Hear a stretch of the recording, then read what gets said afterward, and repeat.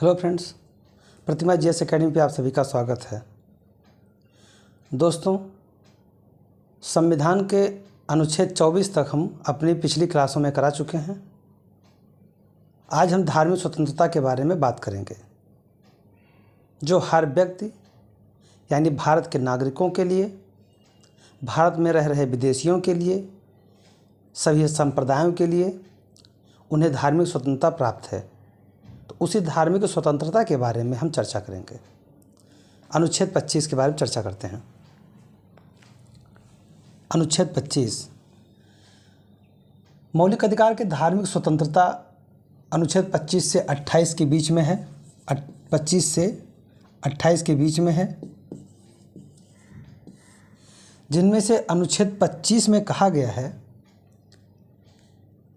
कि अंतःकरण की और धर्म के अबाध रूप से मानने, उसका आचरण करने, उसका प्रसार करने की स्वतंत्रता प्राप्त है। यानी कोई भी व्यक्ति भारत का नागरिक या विदेशी हो, उसे अपने संप्रदाय को, अपने धर्म को अबाध रूप से, उस पर किसी भी प्रकार की बाधाएं नहीं होंगी।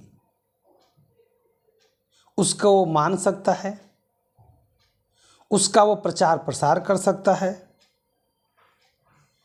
उस पर किसी भी अन्य संप्रदाय का या किसी भी राज्य का या किसी भी सरकार का उन पर कोई भी प्रकार का दबाव नहीं दिया जाएगा। वैसे हमारा देश धर्मनिरपेक्ष है। धर्मनिरपेक्ष का मतलब होता है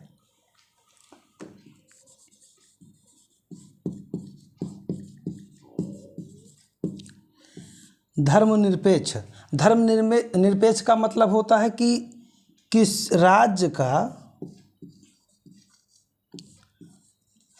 का कोई धर्म नहीं होगा, कोई धर्म नहीं होगा,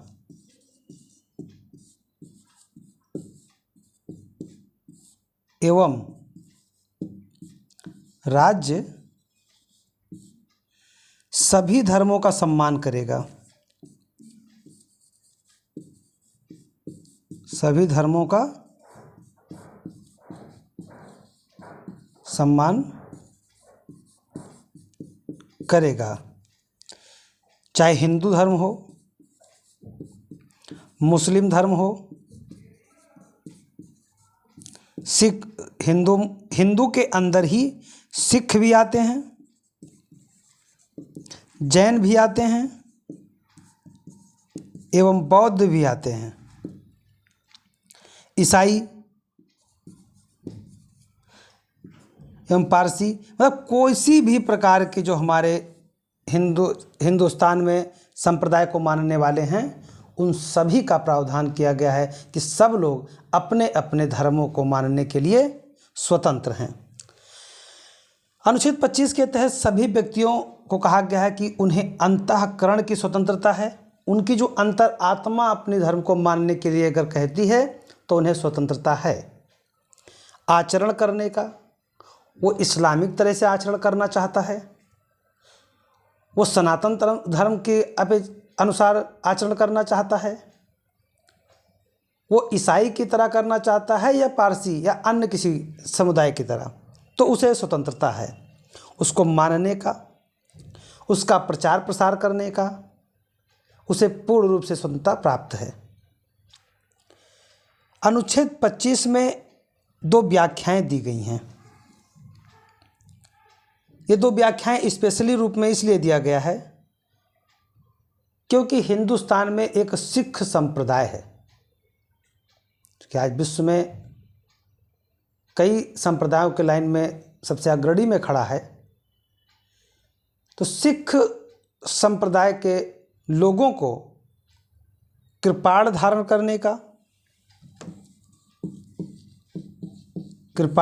करने का और उसे लेकर के चलने के लिए उन्हें छूट प्राप्त है, क्योंकि कृपाण उनके धर्म का अंग है। उनके धर्म का अभिन्न अंग है कृपाण। अतः भारत के संविधान के मौलिक अधिकार के अनुच्छेद 25 में व्याख्या देते हुए इस बात को बताया गया कि सिख धर्म के लोग कृपाण धारण कर सकते हैं, उसको लेकर के चल सकते हैं और यह उनके संप्रदाय का अंग माना जाएगा। और नंबर 2, इसमें कहा गया है कि हिंदुओं में सिख, जैन और बौद्ध ये शामिल हैं। यानी जब जब हिंदू की व्याख्या की जाएगी तब तब सिख, जैन, बौद्ध उसमें शामिल माने जाएंगे। लेकिन जब जब संप्रदाय की बात की जाएगी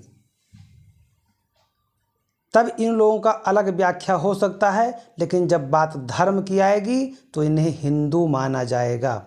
ये हमारा संविधान का अनुच्छेद 25 पूर्ण रूप से व्याख्यायित करता है। अनुच्छेद 26। अनुच्छेद 26 धार्मिक कार्यों के प्रबंध की स्वतंत्रता की बात करता है। अनुच्छेद 26 में कहा गया है कि जो धार्मिक कार्य हैं, जो धार्मिक कार्य हैं इसके प्रबंधन के बारे में, मैनेजमेंट के बारे में,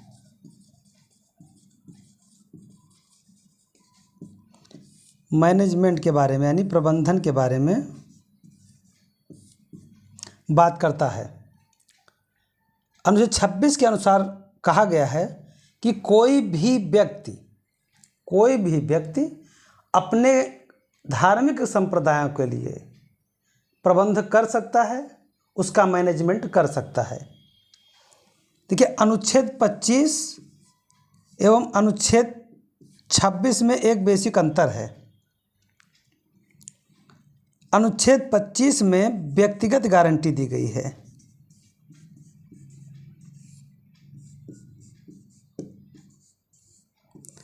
व्यक्तिगत गारंटी दी गई है, यानी कि अनुच्छेद 25 व्यक्ति विशेष के लिए कहा गया है कि कोई भी व्यक्ति स्वतंत्र है मानने के लिए, वो किस धर्म को मानेगा,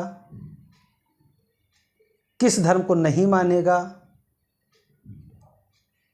उस पर बात करता है। लेकिन अनुच्छेद 26 एक धार्मिक संप्रदाय के बारे में बात करता है, पूरे संप्रदाय के बारे में, एक कम्युनिटी के बारे में बात करता है। तो उसका एक मैनेजमेंट होगा, चाहे वो मठ हो, चाहे वो दरगाह हो या चर्च हो, ऐसे कोई भी धार्मिक संप्रदाय हो, उसके प्रबंधन की जो बात है उसमें अनुच्छेद 26 के तहत स्वतंत्रता प्राप्त है। प्रत्येक धार्मिक संप्रदाय या उसके किसी अनुभाग को निम्नलिखित अधिकार प्राप्त होंगे। अनुच्छेद 26 में बताया गया है, जिसमें धार्मिक कार्यों के प्रबंधन की स्वतंत्रता की बात कही गई है, उसमें कहा गया है कि प्रत्येक धार्मिक संप्रदाय को उसके किसी अनुभाग को निम्नलिखित अधिकार प्राप्त होंगे। जैसे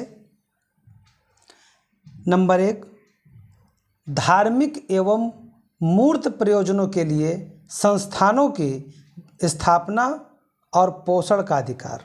मतलब कि अगर कोई पूजा करना चाहता है तो मंदिर का निर्माण कर सकता है, अपने संप्रदाय के अनुसार मस्जिद का निर्माण कर सकता है, चर्च का कर सकता है। यानी जिस भी धर्म को मानने वाला व्यक्ति हो, वो अपनी पूजा गृह या अपने आस्था के स्थान को सुनिश्चित कर सकता है और उसका निर्माण कर सकता है। उसको कैसे चलाना है उसका प्रबंध कर सकता है। अगला है अपने धर्म के विषय के कार्यों का प्रबंधन करने का अधिकार।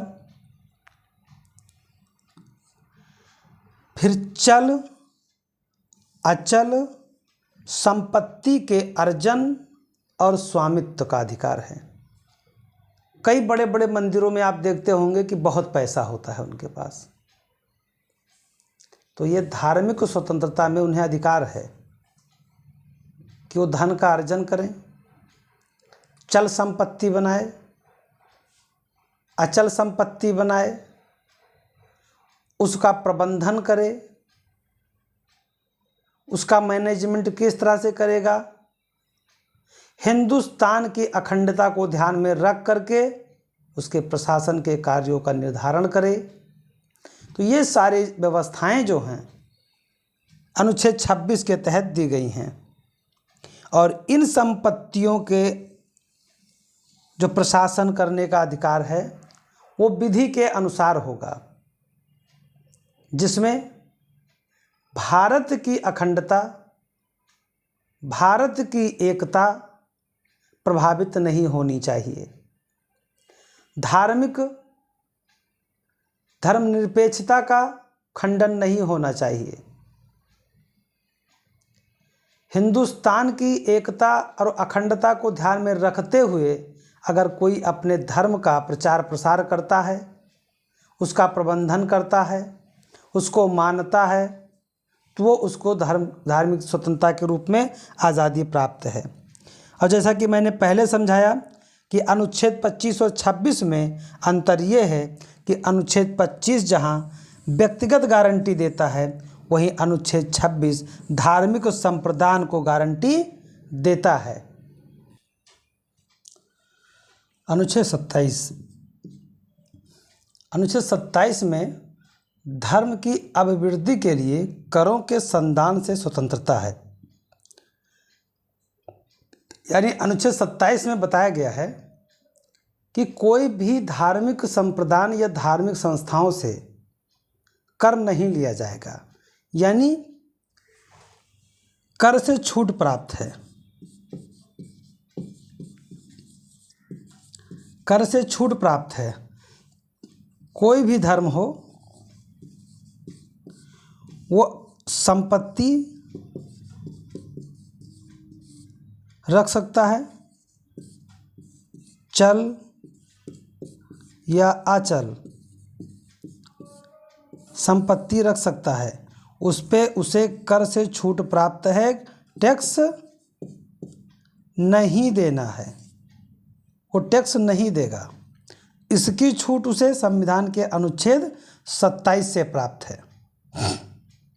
अनुच्छेद 28 मोस्ट इंपॉर्टेंट आर्टिकल,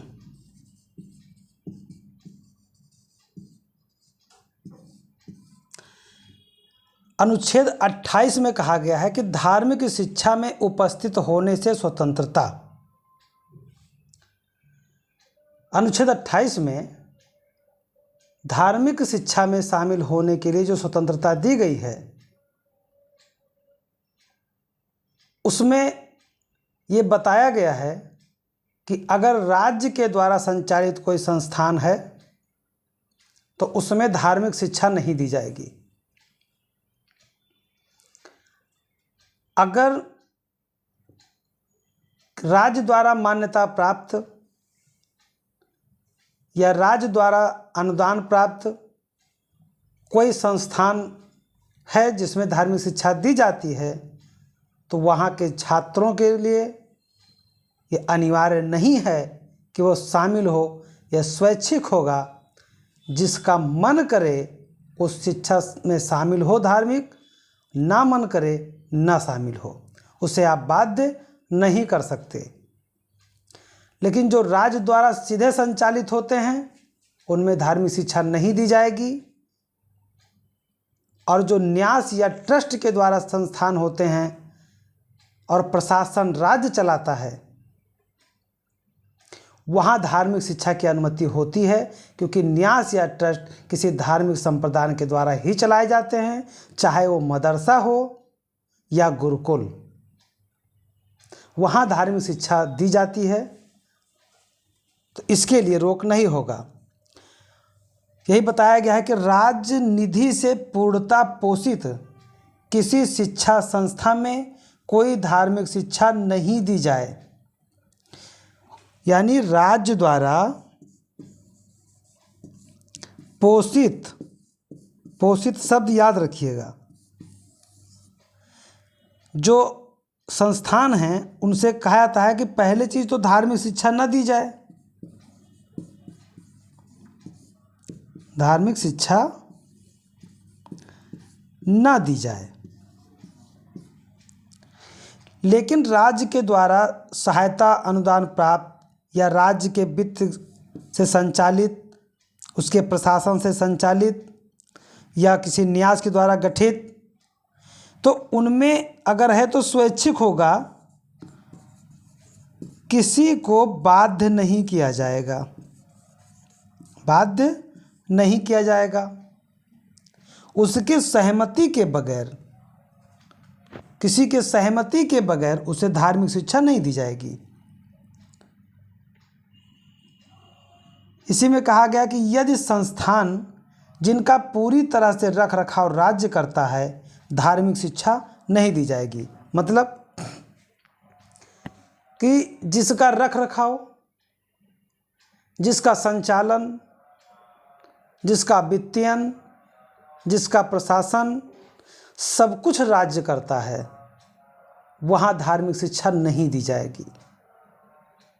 मतलब सीधे ये नकार देता है कि ऐसे संस्थान में धार्मिक शिक्षा नहीं दी जाएगी जो राज्य के द्वारा संपूर्ण रूप से संचालित होते हैं।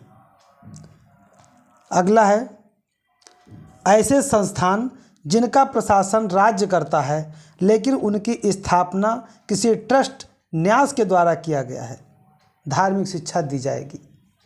मतलब जिसका प्रशासन तो राज्य करता है लेकिन जिसकी नींव ही रखी गई है किसी धर्म के आधार पे, तो वहाँ धार्मिक शिक्षा दी जा सकती है, उसकी अनुमति होती है। फिर अगला है कि जिसका राज्य के द्वारा मान्यता प्राप्त संस्थान, बहुत ऐसे संस्थान होते हैं प्राइवेट जिसकी मान्यता तो राज्य के द्वारा ले लिया जाता है, अगर वहाँ पे धार्मिक शिक्षा दी जाती है तो उस धार्मिक शिक्षा में किसी भी बच्चे को शामिल करने के लिए बाध्य नहीं किया जाएगा। वह निर्णय उस बच्चे का, या बच्चा अगर नाबालिग है तो उसके माता पिता का अनुमति होना आवश्यक है, अन्यथा उसे उस धार्मिक शिक्षा में शामिल होने के लिए बाध्य नहीं किया जाएगा। राज्य द्वारा वित्त सहायता, अगर राज्य ने किसी संस्थान को वित्त की सहायता दी है लेकिन संस्थान किसी न्यास, ट्रस्ट या प्राइवेट है, तो वहाँ अगर धार्मिक शिक्षा दी जाती है तो वही बात लागू होगा जो क्लास 3 में बताया गया है, यानी कि वहाँ भी बाध्य नहीं किया जाएगा। अतः हम कह सकते हैं कि धार्मिक स्वतंत्रता में अनुच्छेद 25 व्यक्तिगत स्वतंत्रता की बात करता है और कहता है कि किसी को भी बाध्य नहीं किया जाएगा किसी अन्य धर्म को मानने के लिए, उसकी स्वतंत्रता है कि वो किस धर्म को मानता है। अनुच्छेद 26 कहता है कि कोई भी धार्मिक संप्रदाय अपने धर्म के प्रबंधन का, अपने धर्म के मैनेजमेंट के लिए स्वतंत्र है और उसे उसका अधिकार प्राप्त है। धार्मिक संस्थाओं में, धार्मिक संप्रदान में उनके चल और अचल संपत्ति अर्जित करने की अधिकार है, जिस पर अनुच्छेद 27 के तहत बताया गया है कि उनसे टैक्स नहीं लिया जाएगा, यानी उन्हें कर नहीं लिया जाएगा। और अनुच्छेद 28 संस्थान से, शिक्षण संस्थानों से जुड़ी हुई बातें हैं, उसमें कहा गया है कि किसी भी व्यक्ति को उसके अनुमति के बगैर धार्मिक शिक्षा लेने के लिए बाध्य नहीं किया जाएगा और वो ये भी स्वतंत्र है कि अपने प्रबंधन, अपने सांस्कृतिक, अपने धार्मिक शिक्षण संस्थानों को आगे बढ़ाए और उसका प्रसार करे। मैं अपने क्लास को यहीं पे समाप्त करता हूं।